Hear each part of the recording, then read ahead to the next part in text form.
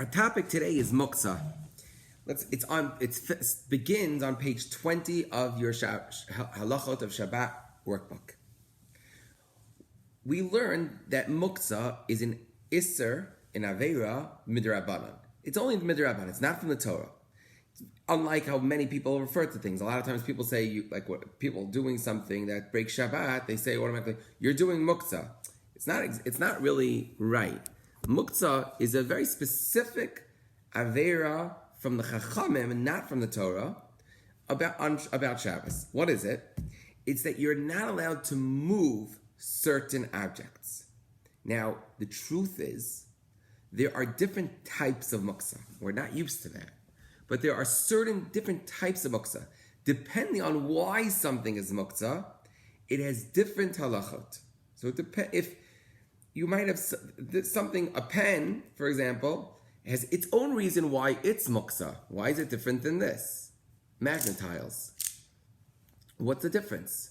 Why is this Muktzeh and this one not? Well, the answer to that is that, as a rule, things that are naturally to be used on Shabbat are allowed.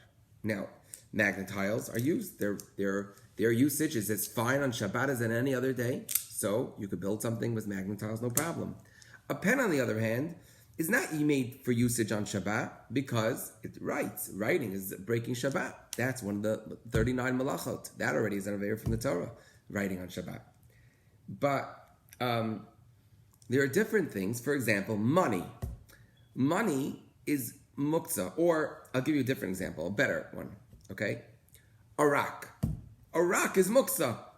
A rock that you find on the street is muktzeh. If you have it in your home, it might be different. The same object could be different where it is. If the rock was made for usage on Shabbat, meaning, for example, let's say I use it for a paperweight. I brought it into my house. It was a nice rock, maybe, and I took the rock and I put it in. Or I remember I went in the flower store that I used to go to. They had a rock there that had painted it. It says, "Turn me over," and on the other side of the rock, you would turn it over and it would say, "Ha ha on you! You just listened to a rock." So like that type of rock, that's there for your entertainment. It's made for that before Shabbat. It's not muktzeh, so you can have that in your house and people can move it. A rock that you find in the street is not meant for Shabbat. It's not meant for Shabbat usage. It's not meant for any usage. It was just lying there. Who said you would ever pick it up? Nobody. It wasn't intended for that. It wasn't set up for that, and therefore it is muktzeh. So, but still, a pen and a rock are two. Well, in rock paper scissors. So we'll play it like this. This will be our rock. Our rock and our pen are muktzeh for two different reasons. This one is muktzeh because it has absolutely no usage on Shabbat. It can be used, but it absolutely isn't something that is set to be used at all for anything. Not just for Shabbat, but it's not meant to be used for anything. You found a rock. There's a rock. A rock. Who said anybody will see it? Could be nobody saw it for the past 5,000 years. Nobody will see it for another 5,000 years. It has no usage whatsoever. The pen, on the other hand, is something that we use, but it's not able to be used on Shabbat in the main way. And so, these have two different halachot to them. The one that has no usage whatsoever is actually much worse. It's not meant for any usage. That's not prepared. You're not allowed to move it at all with your hands. You can, by the way, move muktzeh with your body. If you want to push it with your foot, with your elbow, you could do that. But that's only a rock that you can't move at all. A pen, or I'll give you another example. Actually, my kids, the iPad that I'm taking this video on, okay?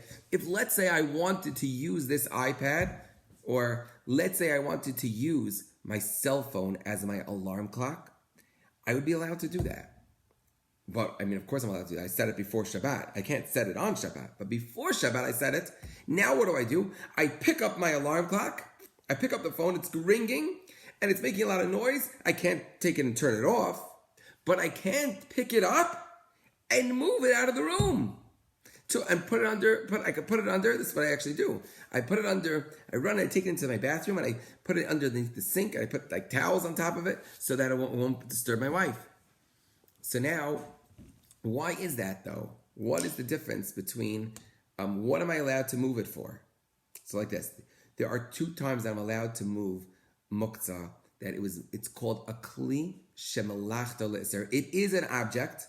It's a usable object. It's a kli. A pen is a usable object, but it can't. Its main purpose is to be used on Shabbat. So that I can't move it unless I want to move it for 2 reasons. Number 1, if I would like to move it to use it for a different purpose, a clearly different usage that I'm allowed to do. For example, the pen is sitting here, and I'm in the middle of learning from my Halachot of Shabbat workbook on Shabbat.